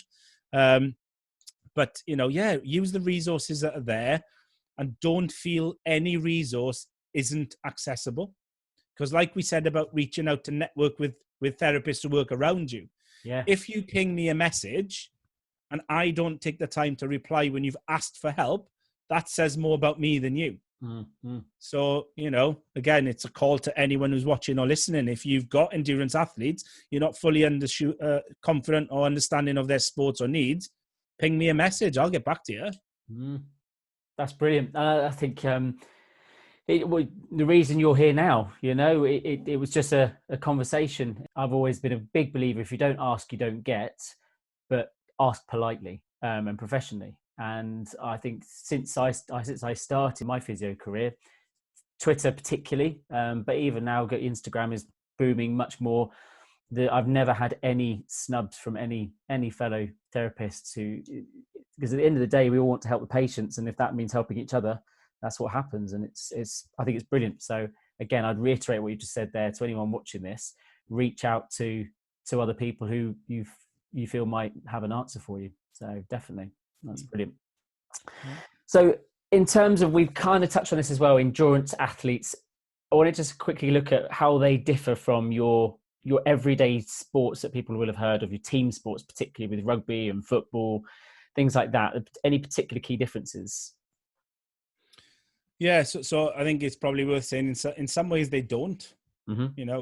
Every sport, every patient comes with issues that when they're injured or you want to work with, they have pressures, they have peer groups, they have social groups that they identifies them. Certainly a runner who's not running often has a crisis of identity and confidence and misses out on the social side of it. They're always pressuring you for timescales for healing. They're unrealistic with their goals of where they want to get back to and what they want to do. So it's really important that you appreciate just the person at the end of the day. Everyone is slightly different and individual, and they all have pressures. What is probably an advantage over some sports is, certainly in the triathlon world, but it's all of them, modifying activity is much easier working with the endurance population. If you're a footballer or a basketballer or you play squash or tennis, then sometimes it's a little bit more black and white between whether you do the activity or you don't do it, or whether you can modify the activity and still get pleasure and enjoyment out of it. But if I'm working with a triathlete who's got some knee pain when they're running, well, we can double down on the cycling and the swimming. If you're a long distance runner, we can chop the distance down and modify within there. I think it's really important in all sports, but particularly in endurance sports, 99% of the time I modify their activity rather than stop them. Yep. And that's a big difference. They hate someone saying don't. Yeah. Whereas if you can do in a different way, slightly different to other sports, and this is getting worse, I'm seeing. With a lot of sports, there's a definitive in and out of season, an on season and an off season. You know that a footballer, for example, they'll start July, August, and by May they're finished. And it's very easy sometimes to say, okay, I'll patch you. They pick an injury up in Feb. I'll patch you up, get you to the end of the season, but in the off season, we're really addressing the root cause. With a lot of endurance athletes, it just overlaps. Each year, they add more races to their calendar. They're a triathlete, then they switch to, or they're a runner, they run cross-country in the winter, they hit the roads in the summer, and it becomes really hard to find those gaps in their calendar to say, let's take time here and address some bigger issues. So on one hand, they're easier to work with for modifying, but they're harder with the less defined season. Yeah. But apart from that, I often find that everything else is the same as any population I've ever worked with. Treat the person in front of you and work out what is their big sort of motivators and triggers. The one that is a big thing for most of these, particularly the middle-aged ones, where either the kids are grown up and they found endurance sports, or they were an ex-whatever team sport player and now they've switched to there. They are probably the fittest and most athletic they've ever been, and they can become really obsessed with it. Yeah. They become really, really obsessed, blinkered, and it's a ticking time bomb for most, where they do more and more and more and more, and then they break. And it's a really hard place to capture them then and bring them back. So they can be tough nuts to crack, and a lot of the time plant the seed and just let them go away and come back to you when they're ready. It'll save you a lot of time and hassle. Yeah, no, it's a great answer. Great. And going back to I mean, this kind of fits in again, is the basics. Which is, we talked about this. I think we've talked about this all the way through, actually, and you've said it. It's been a really good common theme to have, but probably a good chance now to kind of talk about what those basics are, and how important and why it's important that those are nailed down really pronto.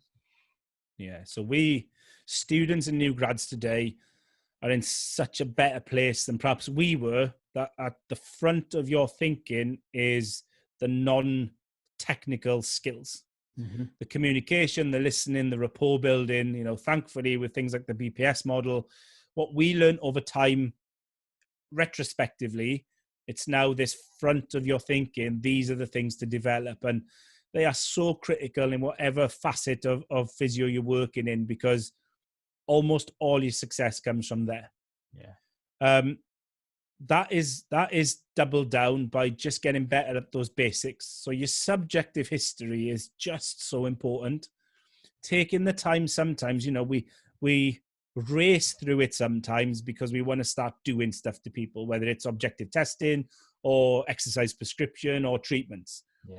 Yet, just, you know, even if your first appointment doesn't go past the subjective, you buy yourself so much time later on because you've nailed that bit, and your treatment plan and your treatments and everything about it is just better. So take your time, listen, communicate, develop the communication stuff. We mentioned about not running off to get the advanced pieces of paper to do with skills, but actually go on other things, go and learn other stuff, go on some sort of psychology intervention course, go and learn about listening, motivational interviewing, all of these stuff.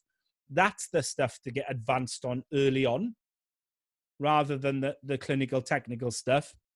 Like I mentioned about listening, I'm a big fan of learn and relearn. You know, the last few years for me has been more about reading the books behind me that I've read before, going back over some of the basic stuff I learned on courses that now I'm a little bit more experienced, I understand better than I did at the time. If you jump on a course before you're ready for that course, most of it goes over your head anyway. Yes, you might get the nice pieces of paper, the post-nominals and stuff, but you can't fully apply it effectively because you don't really understand it. So just, you know, read, listen, watch, digest, learn and relearn that same basics over and over again, because the ultimate skill to be better at is your reasoning. The reasoning of everything you do is the number one skill for most people. So the basics for me are just listening, learning and relearning those basics again, having a really good subjective assessment, and then number one, just keep it simple. Whatever you're doing, keep it simple. Don't do stuff because you think people want you to do it or it sounds clever. Doing 25 special tests for the shoulder when your subjective would really mean you either need to do none or one or two, that's a far more advanced skill than learning 25 tests just to run through and waste time chucking out these tests. Likewise, with your exercise prescription, give one exercise and just manipulate it so many ways over the coming sessions that you never need to know 100 exercises. You never need to change it up. Don't feel pressured by other therapists, the industry, or the patient to change an exercise or add more, give more and more exercises until they've got, you know, an exercise program like that, which is now unrealistic. It's unrealistic and they can't do it. When having that confidence of going, right, this is the exercise that I think, or the two exercises or whatever you think is right, that works best for you in your injury. This is what the evidence suggests. This is how I think it applies to you. But now I'm going to manipulate it. So go and learn about how to change an exercise variable before more advanced exercises. Those are the sort of clinical and non-clinical skills that to me are really important.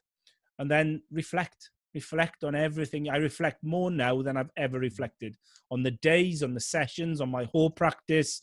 I zoom in and out at different levels because that's where I learn. And that's where I evolve from.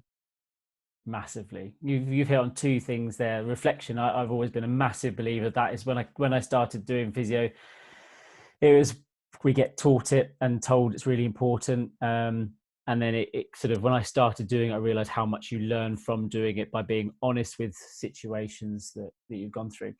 One of the other things you mentioned there, Mike, as well, was you talked about the importance of subjective history. And as you were just talking about, it just kind of dawned on me a little bit that we're so keen to move on to our treatments, our doing and our fixing, because we love fixing people.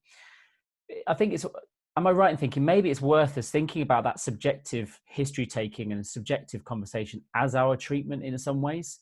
Because by doing that, you are, in essence, treating the patient. It's all part of and parcel of your overall intervention, as it were.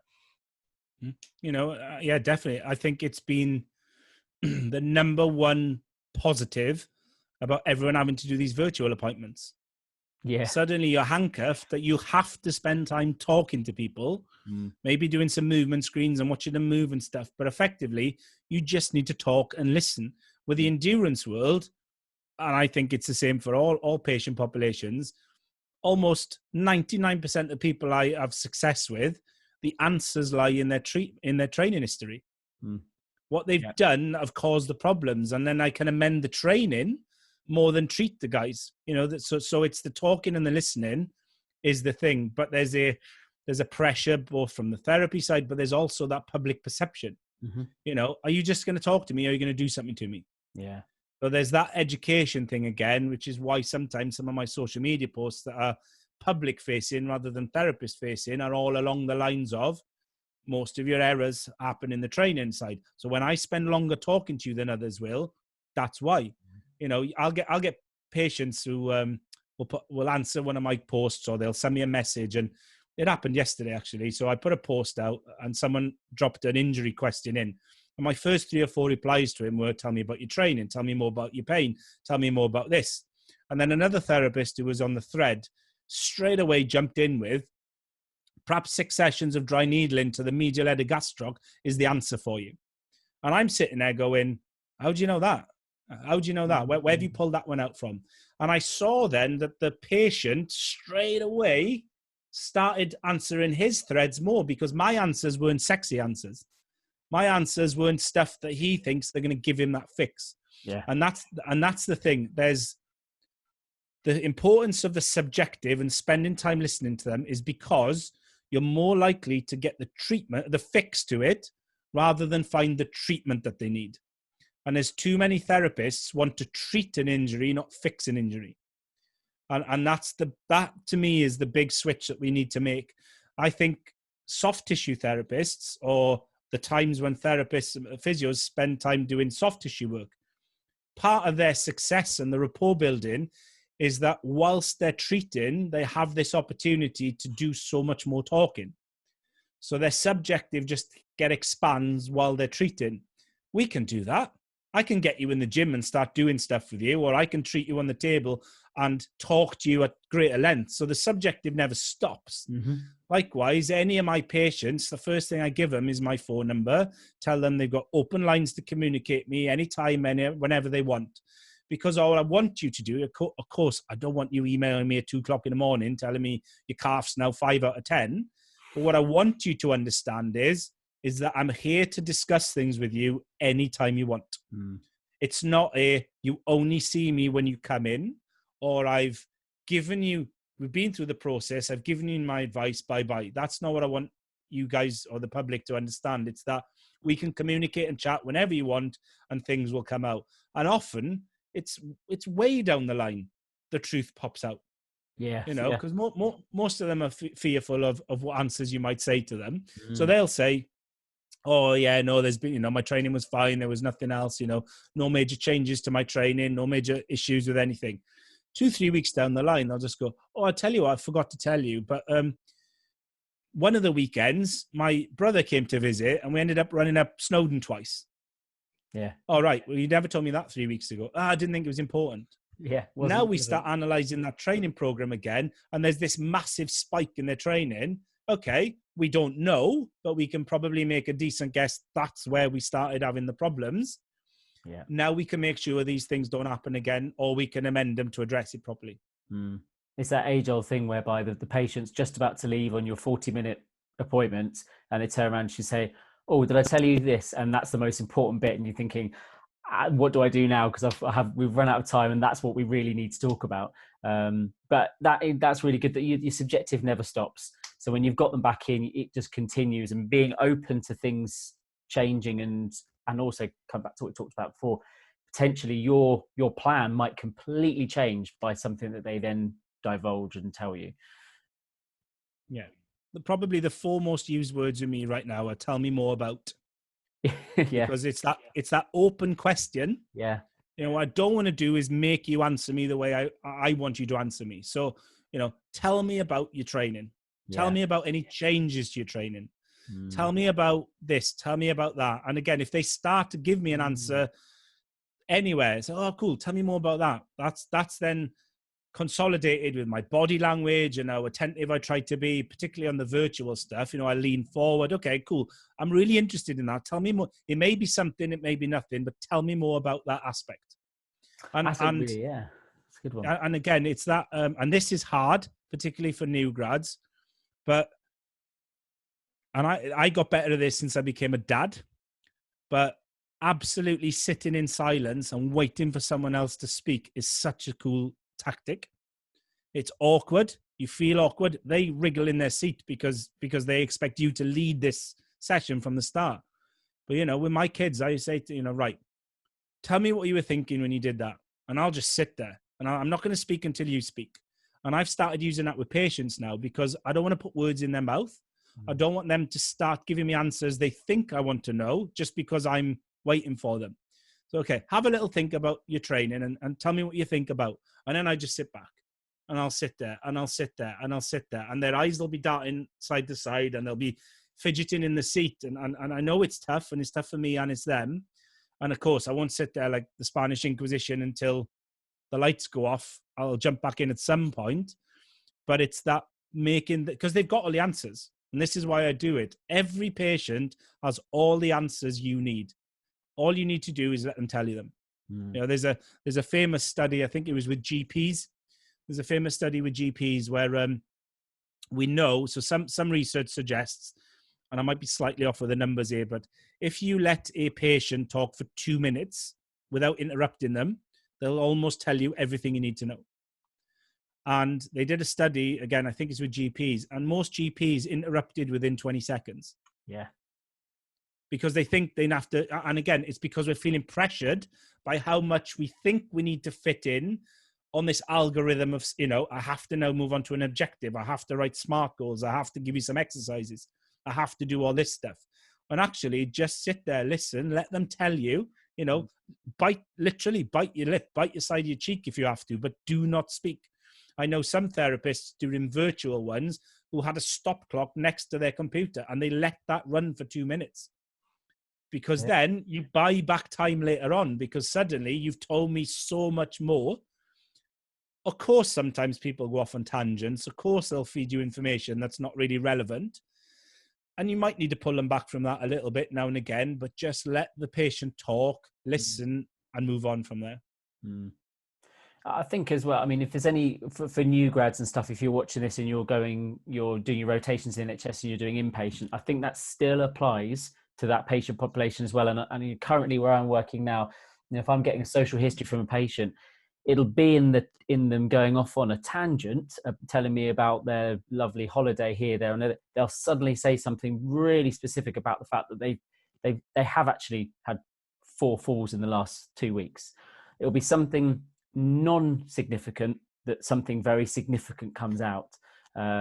So yeah, and summertime is a classic one. It's probably going to be a bit different this year with the current world situation, but that middle-aged woman who comes in with raging plantar fascia problems and nothing seems to jump off the page until she suddenly drops in, yeah, we've got a summer home in France and I've just spent the last 6 weeks walking in flip-flops or sandals or whatever. Oh, right. Okay, there we go.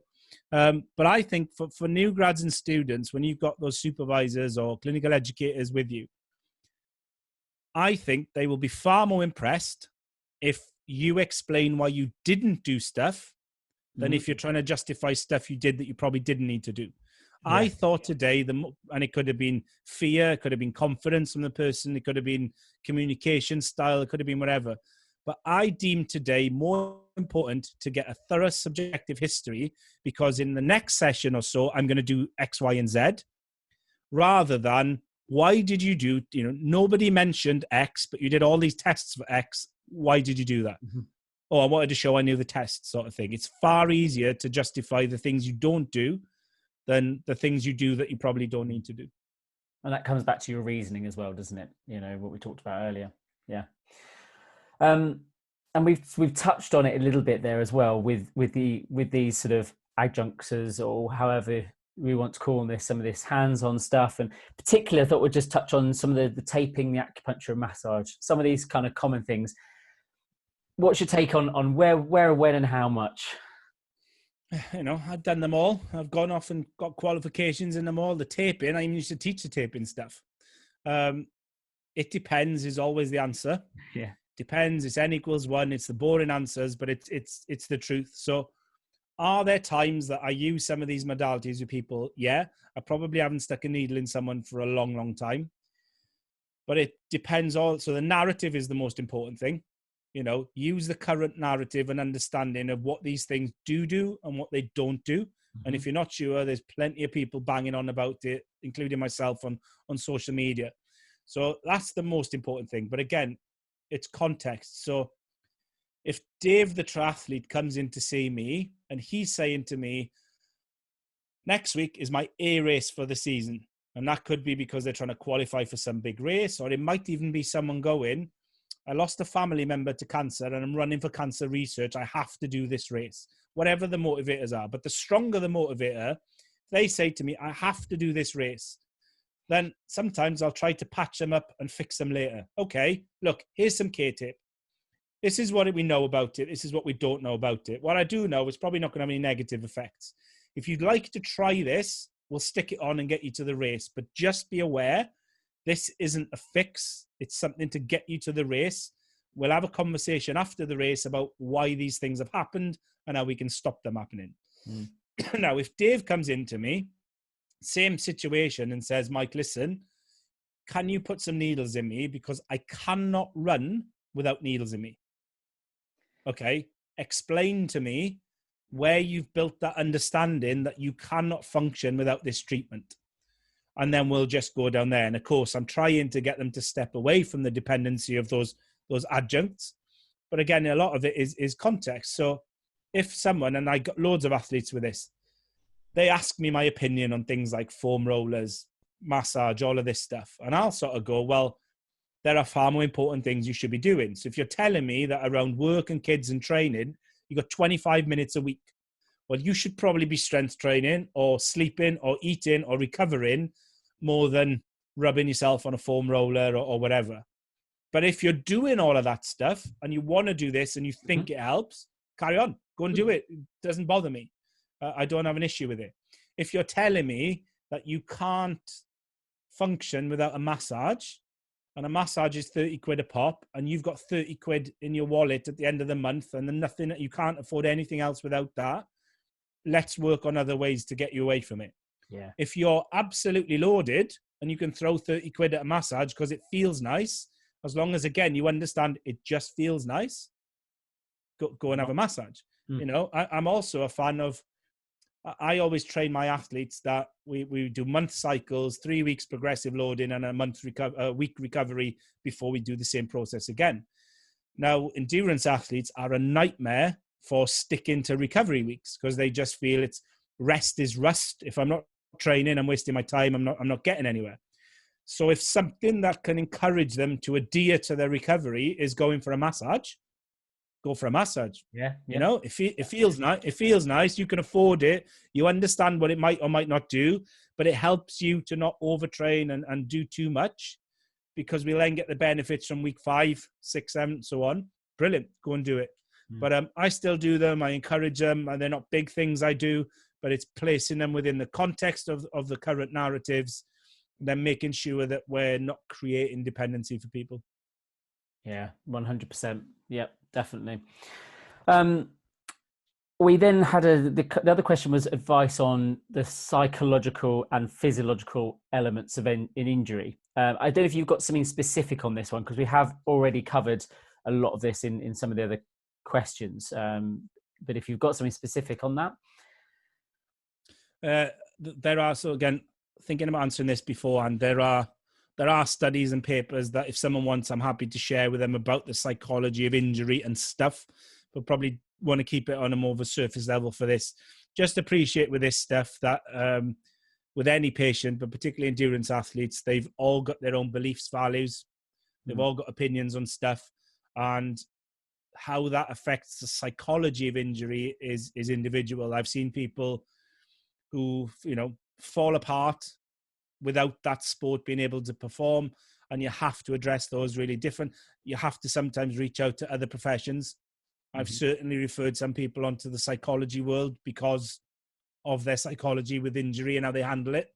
That tends to get more relevant the higher up you go performance-wise, particularly with some of the elites and the pros that I've worked with. Then that's a much bigger factor because it is their livelihood, so to speak. And being injured means so much more than it does to a lot of us.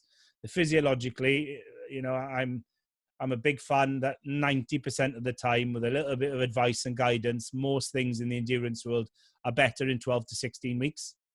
So make sure that when you're dealing with these guys, that you are open and honest about that. I can help you get better. I can show you the right stuff we need to do. Most of this stuff will get better in 6 to 12 or a little bit more weeks. We just need to stick to the guide, stick to the plan, amend and modify your training, and we'll get you to where you need to be. And again, if it is something that's going to be longer than that, just tell them from the outset, because it helps them with their physiological, but it helps them with their psychological healing as well. Yeah, massively. So we've covered, there's so many things we've covered there, Mike. I'm going to ask you a really difficult question now. Is just three things, 3 bits of advice that you'd give to budding physiotherapists out there, so people who haven't started their physio journey yet, and then anyone newly qualified, just going through, finish their training. Yeah, so I've said all of these, it's just to clarify them. Yeah. Number 1, nail the basics. The basics aren't glamorous. They don't get sold as sexy stuff, but they're the most important thing at making you a good therapist. Yeah. Number 2, which consolidates that, is keep it simple. You don't need to put glitter on everything that you do with every patient. Do the stuff that is most effective and most efficient. As an industry, we are trained almost to fall for medical jargon, proving ourselves to the other aspects of the medical hierarchy, trying to prove our knowledge. Our patients don't want to know that. They don't care what quals we've got, what pieces of paper we got, what big words we know about. Translate the stuff you say and do to other therapists into simple terms when it comes to athletes with patients. And then, as much as you can, be you, but try to be you. It isn't an overnight thing, although you can start evolving this from day one. Take your time, use role models, copy those people who are successful or you really resonate with when you first start. But eventually, people need to know James Armstrong, the physio, James Armstrong, the person, not the people James Armstrong tried to influence his career and direction. Yeah. You don't have to follow the traditional route to do that. No, definitely. And that, I think, sums it up really well. That last one, I think, it is confidence, and it's something to strive towards. Definitely. Another question here. This is a bit of off the wall. This one here is about clinical education, and it's someone, I can't remember who sent this in, but I think it's brilliant. Would you ever consider to become a clinical educator? And that's as in on students going through their university careers on placement, an educator whilst for that. Because the reason I asked is, absolutely. So, I was going to put some context to this, because placements within the physio world are changing. I think the situation we've gone through now has diversified that and forced a progression with things. So we're looking at more diverse placements. So that's probably what's brought this question forward. Yeah, no, I think that is an absolute thing that needed to happen. Traditional clinical placements are fantastic, but as you say, they don't offer the exposure to a lot of areas of the sport. When we mentioned about doing things to find out what you may want to do or not want to do, that's exactly what this is. So I've been fortunate enough that in many of my roles, I've always educated clinically. In the military, we used to get students in the NHS, we had them in.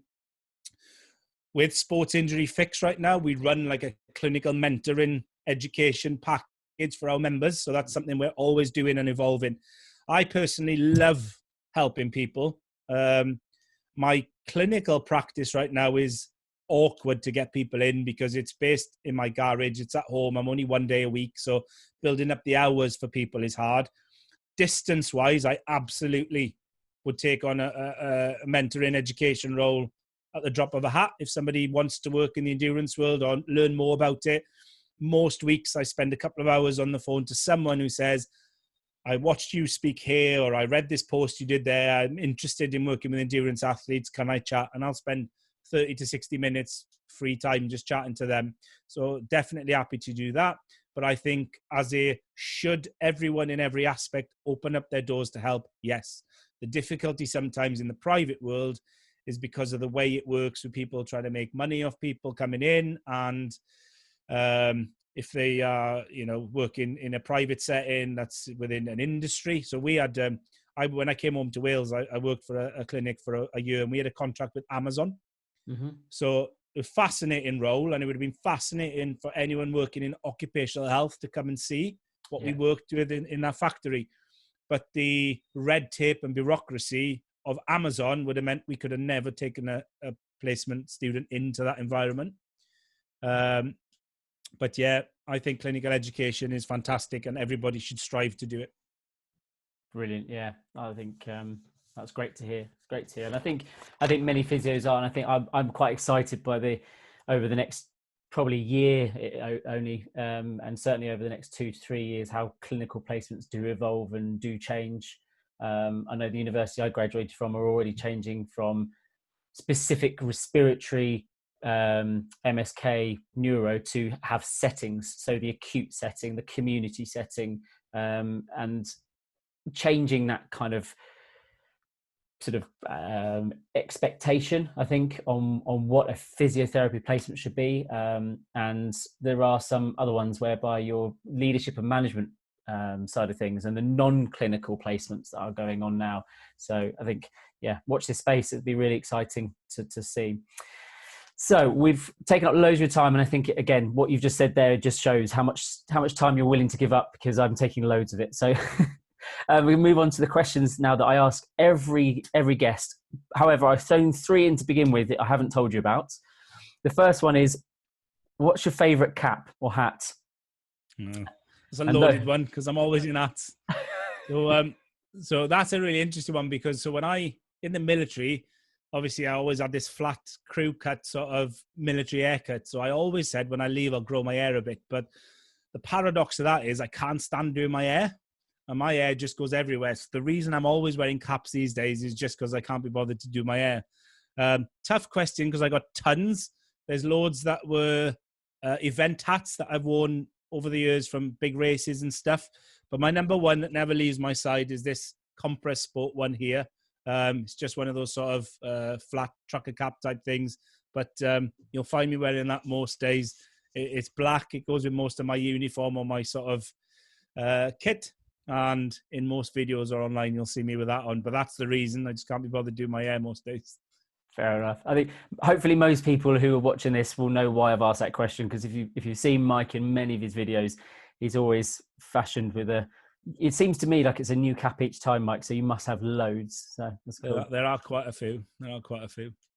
Okay, this is a quick fire question now. So this you're not allowed to spend any time thinking about. It has to be instant, okay? Swim, bike or run? Run. It was pretty quick. Trail or road? Road. Okay. Oh, I did have one other one. It was dog or cat? Oh, dog. Dog every day of the week. Fantastic. All right. So then we go on to the ones I ask everyone. So this is a research paper that it can be a bit old. Doesn't matter how old it is, but something that has changed your clinical practice. Cool. So the one that I love, it's not that old, it's 2017. It's Babatunde et al. And its title is A Therapist-Focused Knowledge Translation Intervention for Improving Patient Adherence in MSK Practice. So why I like this paper is I've always been really fascinated that the secret to success in our world is getting people to do the stuff we ask them to do or avoid the stuff that we don't want them to do. We are exceptional at knowing what we want people to do, but we're not that great at getting them to do it. So I think as therapists, a vital thing we need to do is shift our attention into that psychology of, if we use exercise programs as the classic one, I could design you the best gold standard training program or rehab program in the world. It's completely evidence-based and phenomenal. But if I can't find ways to help you do it, it's just defunct from the start. Mm-hmm. So that study is a great way of just giving that overview of a multimodal approach to helping people adhere to the stuff that you want them to do. So I think that and other ones in that adherence field are critical reading for most of us. Brilliant. Okay. As always, these will all be linked below. So then we move on to the most recent paper that you've read that's, again, changed your practice. And I always add that change to practice because we can read lots and lots of papers, but if we don't change from it or learn from it, they're kind of pointless. So a new one. Yeah. So this was a tough read. This was a bias challenging, horrible one.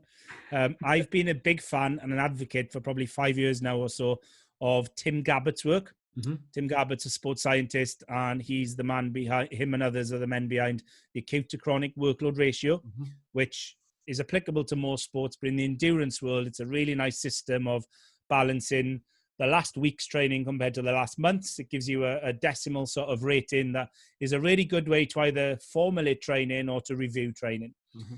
There are other ones out there. It's not flawless in any shape or form, but it's a really simple way that I think people can use. Yeah. Very recently, another professor down in Australia, and I'm going to slaughter his name, but it's Franco Impellizzeri and his colleagues, they've come out and really challenged this model. So they did an episode on PodChat Live, which is a good listen if someone wants to listen to that. Mm-hmm. But effectively, they are challenging them. They are saying that there are methodological errors that may make the figures that were used to predict the acute to chronic workload ratio formula are flawed. So plowing through that slowly and redigesting it and rereading it is a tough read for me right now. I've already changed slides on my course to tip my hat to the fact that these are considerations that we have to now have based on this. Whether they'll fundamentally change my practice, I don't know.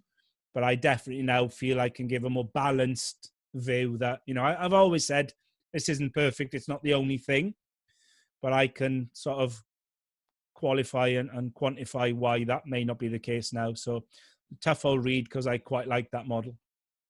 I think, yeah, and that's good to hear. I think it's really, really easy to see, especially with research, papers come out that challenge what you believe and you either don't read them at all, or when you do read them, you're reading them not wanting them to prove you wrong. So yeah, tough to do, but really important to progress and move forward. And even as you said there, even if it's just to have a nod to the fact that actually a previous thought or theory might not be as grand as we once thought it would be. Which physiotherapy is going through an awful lot of that at the moment. So I think it's really key for therapists to be open. And then if physiotherapy and that side of things, this profession wasn't an option, totally off the table, what career would you have liked to have had? Yeah, this is a great question. So first, there's three answers to this one. The first one was that professional athlete. To live the life of a professional athlete would have just been something phenomenal. The other one that's always appealed to me is that comedian. I love the ability of someone to make people laugh. Yep. I think to put a smile on someone's face is just such a talent. And even within physio, those physios who have that rapport and make people laugh, whether it's colleagues or patients, they just go to that next level. It's just such a nice, skill to have. Yeah.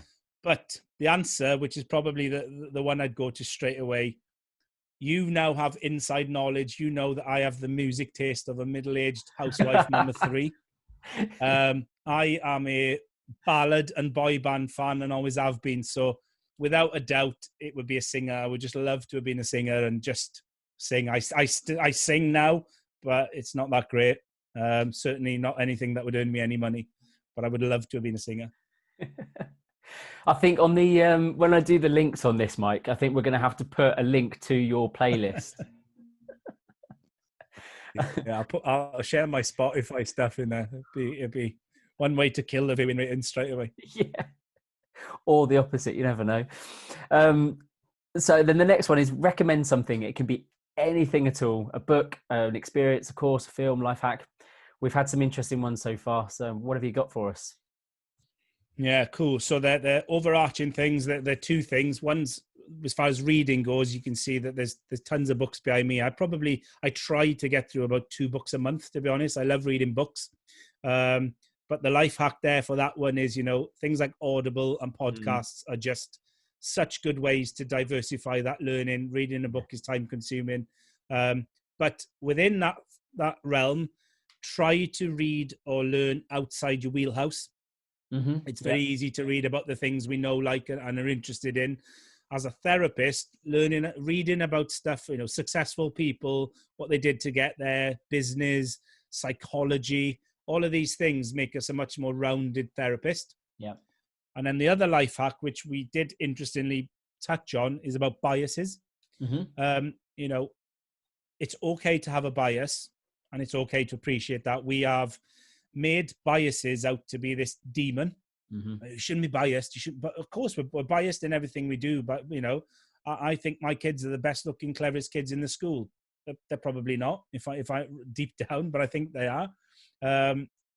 So just for the rest of your careers, acknowledge that we have biases. Acknowledge that they're okay, but challenge them. Make sure you challenge those ones on social media. Of course, follow those people that fit your biases, but make sure you follow the people who challenge your biases as well. They'll make you a better therapist. Yeah, definitely. And I've always said this with social media. Social media is the most biased platforms around, because where you get to choose who you follow, you're automatically going to follow who interests you the most and who follows your bias. So yeah, it's something I've started doing. Actually, I've tried to find a few people that I really disagree with and follow them. Without getting too irritated by them, but just challenge. Yeah. And the secret is with that one, from a professional point of view, the ones you want to challenge them because they challenge your thinking or hold a different professional opinion to you. Don't follow the people you don't like. Don't follow people because they annoy you, because then you won't listen to the messages that they're saying. And you can be converted. There are many people that are now on my social media threads as friends or followers that I originally followed, and I won't name drop anyone, but I originally followed them because I completely disagreed with the way they said or did things professionally. But time and engaging and listening to them and meeting some of them in person, I've gone, do you know what? That's a decent viewpoint. I hadn't thought of that. And now I follow them because I like them rather than anything else. I think what you do, which is interesting, is if you start following someone who fits your biases, and then you realize you don't still hold that thing, we tend to remove them. We tend to delete them for some reason. We don't keep them there as someone who now just challenges instead of confirms my biases. We tend to get rid of them. But there's often a case that someone you challenge, you end up quite agreeing with and meeting in the middle. Yeah, that's a really good point, actually. Really good point. And it's a case of, and those people that you don't agree with on one side of the profession, they may have some really valid points to make about something completely different or off topic. And it just gets you thinking, I think, actually, I didn't think of it like that. And that's where the listening skills and being open comes in. Really, really important. Brilliant. All right, Mike. So I think we've taken up an awful lot of your time. This has been brilliant. We've covered so much stuff, and I think there's going to be loads. And I think people are going to want to probably maybe compartmentalize this one for watching, but it's going to be really, really useful.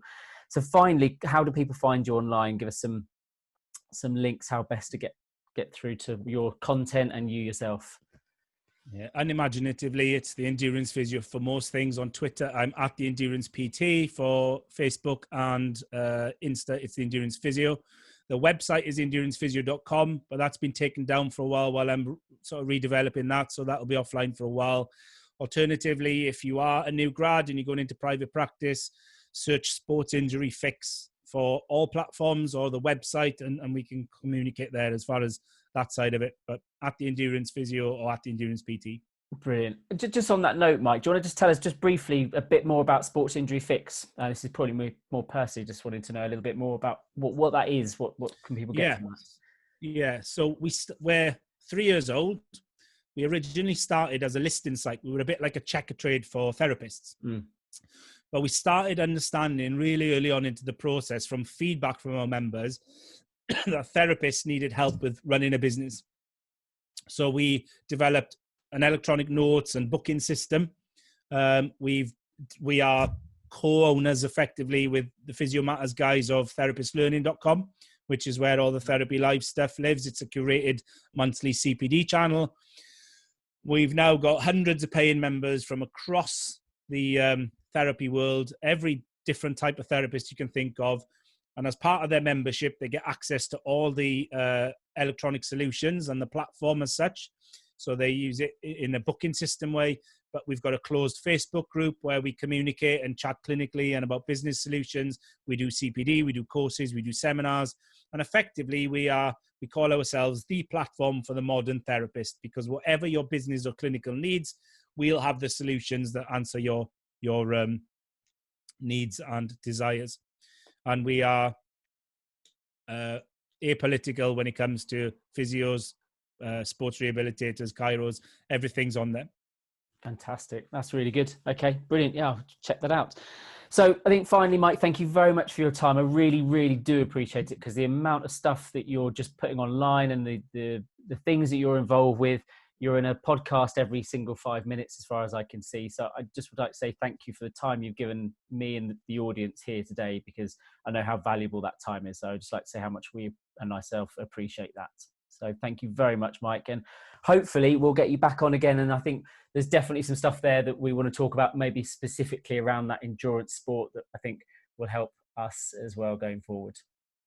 That'd be really good. So thank you very much, Mike. Yeah, and we'll brilliant. speak soon. Thanks for having me on. I think what you're doing, James, is amazing, which is why I'm happy to give up so much time. I think it's groundbreaking what you're doing. To all the guys who just graduated, congrats, all the best. Good luck with your careers. And remember, reach out to people like me if you need help. We'll always reply. And to the students, good luck with the rest of your studies. Brilliant. All right. Well, thanks very much, Mike. And again, we're looking forward to maybe catching up with you again soon. All right. Cheers, Mike. Okay, everyone. See ya.